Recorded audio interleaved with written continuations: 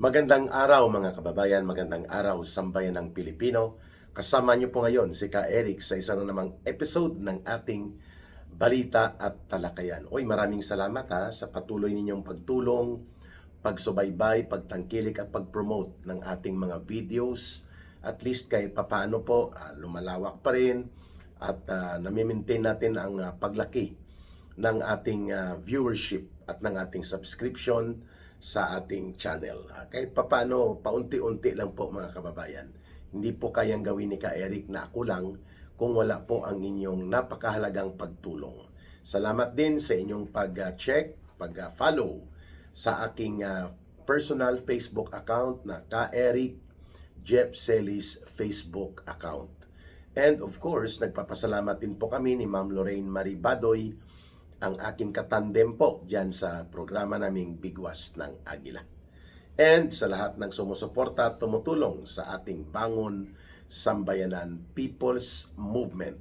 Ito po yung advocacy center na binuo ni Ka Eric at ng aking mga dating kasama na tumutulong sa mga community forum upang ang taong bayan po ay maliwanagan sa mga mahalagang issue ng ating bayan. No? Ang ating GCash line of support at line of support for coordination ay through kay Langging po, kay Rohilda Celis. Ang numero po ay 0916-308-7710. Uulitin ko lang po, 0916-308-7710. Mga kababayan, pag-usapan po natin itong pinakahuli na ipinahayag 6 hours ago lang sa News Online ng Philippine National Police Criminal and Investigation Detection Group, yung CIDG.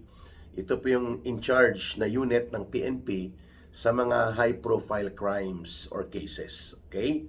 At ganon din po ang pahayag ng Information Officer or Chief Information Officer ng Philippine National Police na si General Tuanyo na ang preparations ng PNP, lalo na sa Camp Crame, ay nakahanda na para sa possibility ng pag-turnover kay Ginoong Saldico sakali man na ito ay ma-turnover na sa Department of Foreign Affairs through the procedures of deportation doon sa Czech Republic. No?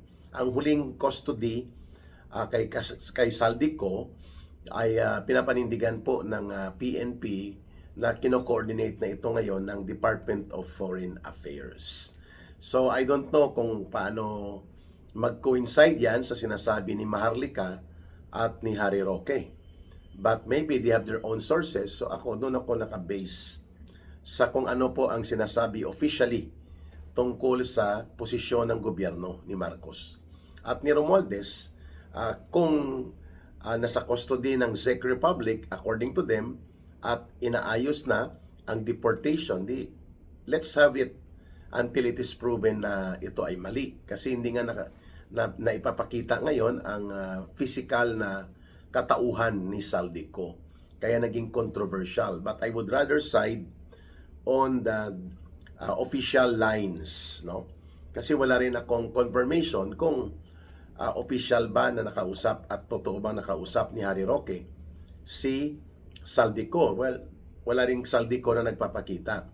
Ang abogado ni Saldico na supposedly ay mayroon pong direkta at regular na kaugnayan sa kanya sa mga kaso niya, si Attorney Rondain, ang sinasabi niya, subject pa for confirmation ang mga impormasyon na kanyang nakalap. Hindi niya sinabi na hindi na custody sa Czech Republic, hindi niya rin sinabi na na-custody.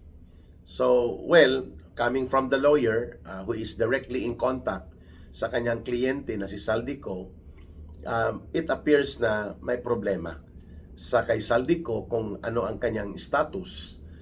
Pero hindi naman po maglalabas ng official statement ang Philippine National Police.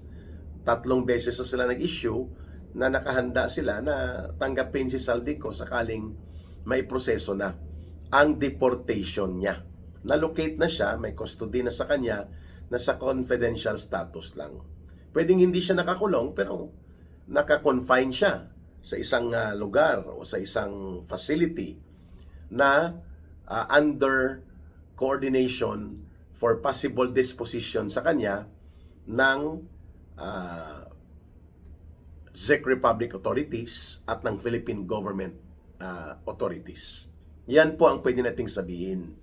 Mahirap din po kasi makuryente tayo, no? Pag sinabi natin hindi siya na-custody o pag sinabi natin naka-custody. So doon tayo sa kung ano po ang opisyal na inihahayag ngayon. Kaya 6 hours ago, nagpalabas po ng statement ang Philippine National Police na nakahanda na po ang Criminal Investigation and Detection Group, ang possibility of turnover sa Sandigan Bayan kay Saldico, sakali po na ma-turnover ng Department of Foreign Affairs through the DILG ang process of physical turnover of custody ni Ginoong Saldico. Yan po ang inihayag ng PNP. So doon po tayo mag-take off, no? They are not going to issue that kind of statement kung hindi po nila yan paninindigan, kasi babalik din po yan sa Philippine National Police, babalik din po yan sa DILG. So let's have it muna. Wala pa namang naipapakita na prueba si Harry Roque at si Maharlika na kumpirmado ang kanilang sinasabi na hindi na custody si Saldico. Doon tayo sa banggit ko na nagko-coordinate ang PNP at ang Department of Foreign Affairs according doon sa kanilang deklarasyon tungkol sa status ni Saldico, and they are mentioning about deportation process. Ibig sabihin po, mayroon na silang in-apply or mayroon na pong coordination of authority lines. Yun. Pangalawa, tandaan po natin hindi official authority line ang kay Harry Roque at kay Maharlika. So hindi pwede na ang Czech Republic o ang mga authority sa Immigration and Foreign Ministry ng Czech Republic mag-coordinate kay Harry Roque at kay Maharlika, sapagkat hindi sila official line. They do not represent the authority line of the Philippine government. So, yun po ang malinaw dyan na gusto kong maipaliwanag. Kung akong Czech Republic authority, immigration, and ang kanilang mga otoridad sa foreign ministry, I would rather communicate and direct our coordination line sa otoridad ng Pilipinas. Kasi hindi naman po nagre-represent ng authority or office ng gobyerno ng Pilipinas si Harry Roque at si Miss Maharlika. Yan ang tamang pagtingin, okay? So sabihin nila nagpe-fake news, wala tayong kasiguruhan kung fake news o hindi. Pero ito lang ang face value of the news. Sinabi ng Philippine National Police na si Saldico ay subject ngayon for deportation, at ang nag-o-organize nito at nagko-coordinate ay ang Department of Foreign Affairs with the DILG and the DOJ. I think tatlo sila. May representation na doon sa Czech Republic. Then pagbalik dito, naghahanda ang PNP, lalo na po ang Criminal Investigation and Detection Group, CIDG, para po i-turn over si Saldico at iproseso na papunta sa Sandigan Bayan. At kung saan siya ikukulong, nasa korte po yan, kung sa Camp Crame ba o sa pinakamalapit na jail facility or detention center na malapit sa Sandigan Bayan. It's the discretion and authority of the court already. Kasi may kaso na naisampa laban kay Ginoong Saldico. 3 kaso yata, no? 2 counts of graft and corruption and malversation. Anyway, antayin natin ang development na ito, no? At ako naman naniniwala, what would protect Saldico from the danger of being assassinated or executed, no? Mamatay siya or mapapatay, ay ang kanyang executive deposition or ang kanyang omnibus affidavit. At kailangan, ito malamang siguro hawak na ito ng kanyang abogado o mga abogado. Hindi naman po ganun katanga si Saldico na hindi siya magsasagawa ng parang kanyang kung sa mga mana o sapin na mga inheritance, yung kanyang will and testament, last will and testament. Parang mamamatay na si Saldico kay Erica. Yun po ang ibig kong sabihin. I presume na ang mga inihayag ni Saldico doon sa kanyang series of video revelations ay mayroon pong kaakibat na executive deposition or omnibus affidavit. Ayan. Kasi may mga abogado naman po siya, no? But there is still a possibility na nag-apply na si Saldico ng petition for international refugee protection status and political asylum. Either sa Czech Republic, kasi doon siya na custody eh. Hindi man pwede na bumalik pa siya ng Portugal kung siya ay na-custody na. At doon siya mag-apply. Kasi may hawak daw siya di umano na active Portuguese passport. Pero kung active Portuguese passport, ito ba't di niya dinala? Baka nga sinadya niya yon upang makapag-apply siya ng asylum. Kung ako ang titingin, baka by the travel route na kinuha ni Saldico at ng mga kasama niya, mukhang papunta sa Austria. Baka mag-meet up sila ni Harry Roque. Hindi lang dinadivulge ni Harry Roque. At magpapatulong siya kay Harry Roque para po sa kanyang political asylum or international refugee application for protection. Yun.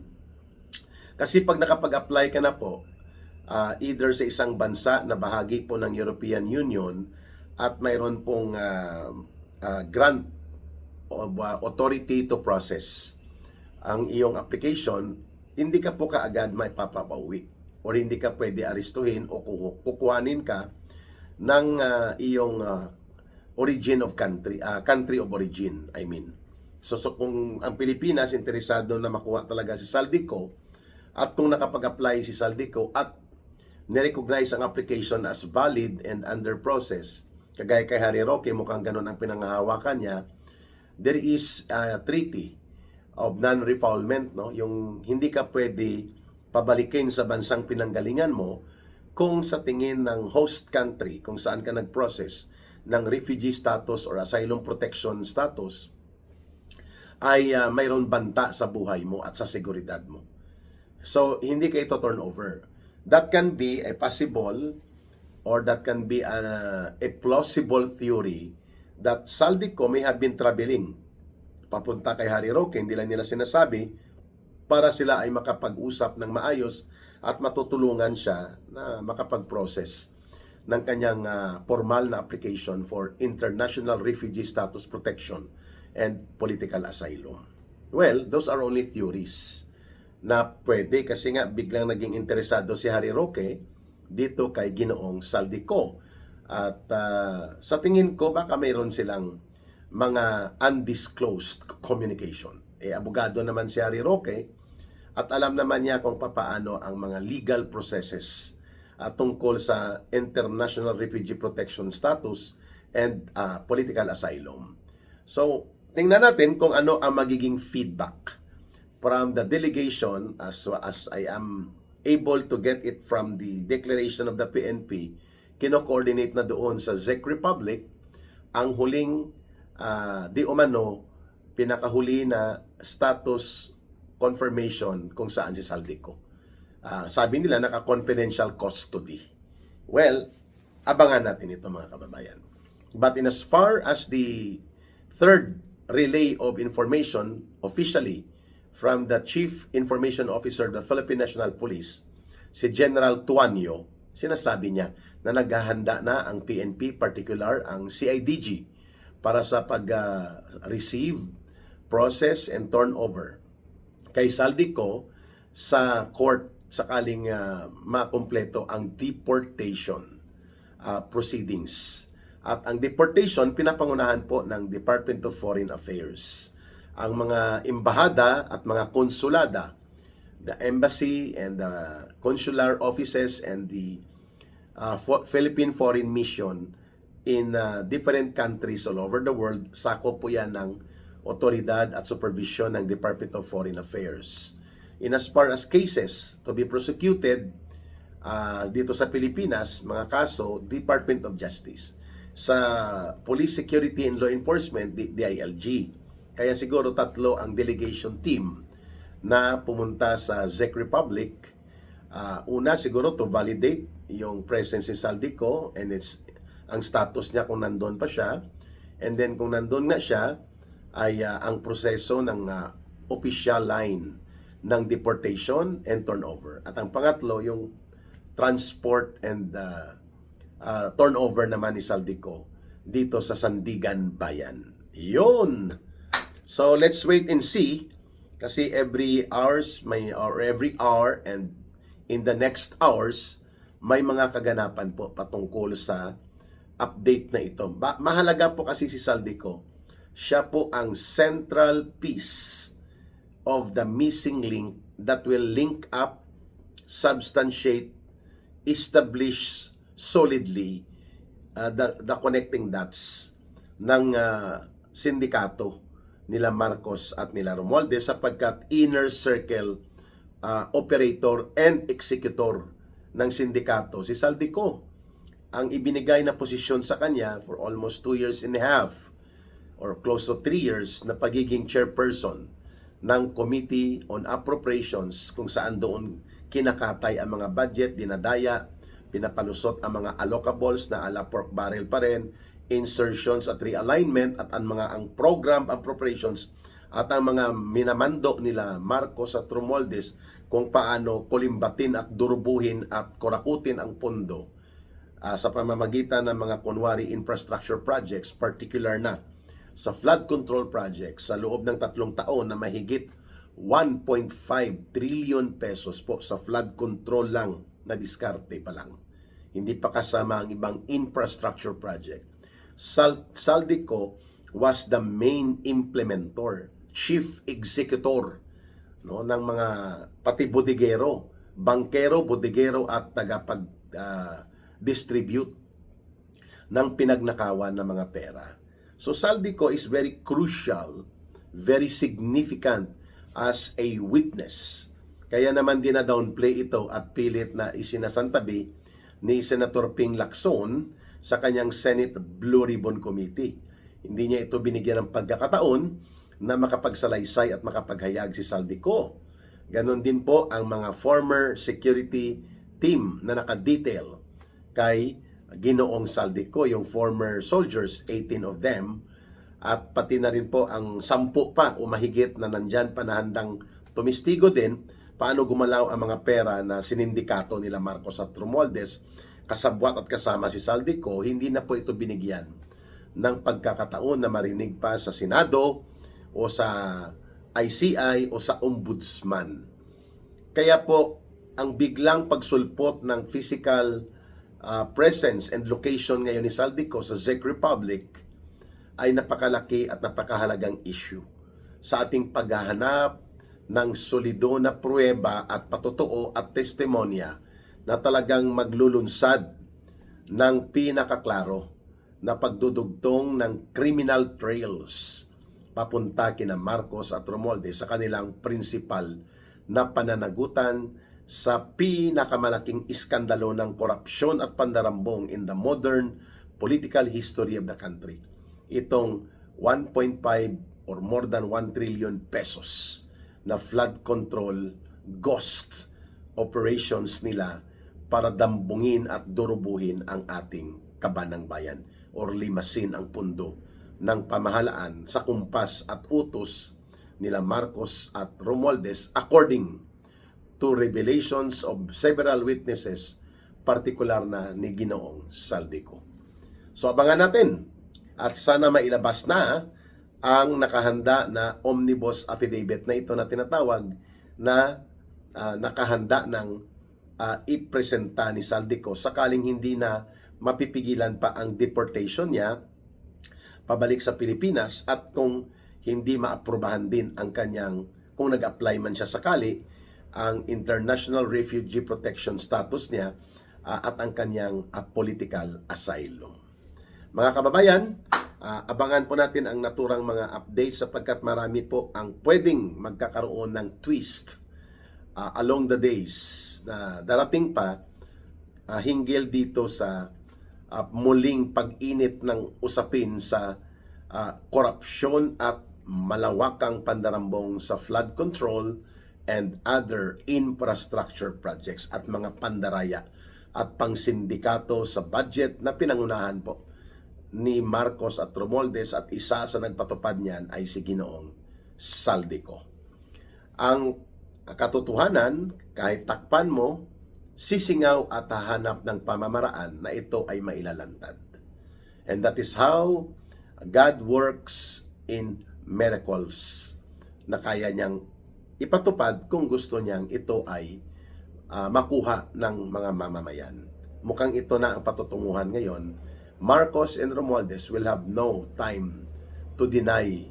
Wala na silang panahon pa i-deny ito kasi nasa isip na ng mga mamamayan na sila talaga, with Saldico establishing the facts to be corroborated by several scores of witnesses. Wala na po talaga.